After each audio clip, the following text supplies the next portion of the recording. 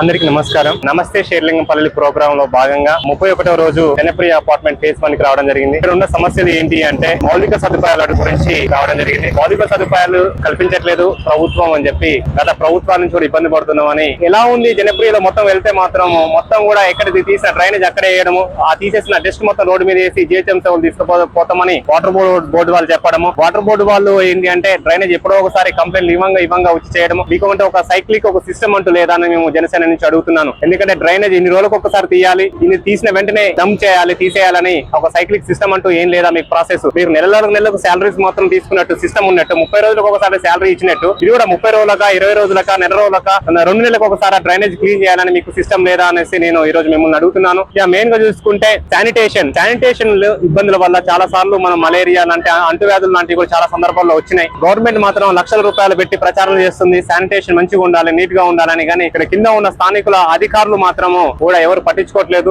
అధికారుల నిర్లక్ష్యం వల్ల ఇది గ్రేటర్ హైదరాబాద్ లో ఉన్నామా లేకపోతే ఒక మారుమూల గ్రామంలో ఉన్నామో అర్థం కాకుండా పరిస్థితులు ఉన్నాయి. అధికారులతో పనిచేయించాలి. అధికారుల నిర్లక్ష్యాన్ని గుర్తు చేయాల్సిన బాధ్యత స్థానిక ప్రజాప్రతినిధుల మీద ఉంది. స్థానిక కార్పొరేటర్ గారు అయితే ఎక్కడ కూడా కనపడలే. నేను గత 3-4 సంవత్సరాల నుంచి ఉన్నా కానీ ఎక్కడ కూడా పూజిత గౌడ్ గారు మాకు ఎక్కడ కూడా కనిపించట్లేరు. మీరు ఈ రోజు ఓట్లతో గెలిచిపోయి అధికారులు ఏసీ రూమ్ లో కూర్చొని ప్రజా సమస్యలు గాలికి వదిలేసి మేము వస్తే వెనకంగా అక్కడ ఇక్కడ మాటలు అంటారా? మేము ప్రజాసేవ చేయడానికి వచ్చిన వాళ్ళని మా ఎమ్మెల్యే మా కార్పొరేటర్ అంటే ఇంకా మీరు ఇలానే ఇంకా 100 సంవత్సరాలు ఇలానే ఉంటారు. ఎమ్మెల్యేకు కార్పొరేటర్ ని ప్రశ్నించడం మొదలు పెట్టుకోవాలి. ఈ సమస్యలను వారం రోజులు ఖచ్చితంగా నేను అధికారుల దృష్టికి తీసుకెళ్లి దీని సమస్యను పరిష్కరించి ఇదే మళ్ళీ గురువారం నాడు మీతో ఇదే ప్లేస్ లో మళ్ళీ కూడా మీతో మాట్లాడతానని నేను మీ అందరి ముందు తెలియజేస్తున్నాను. కృతజ్ఞతలు. Thank you.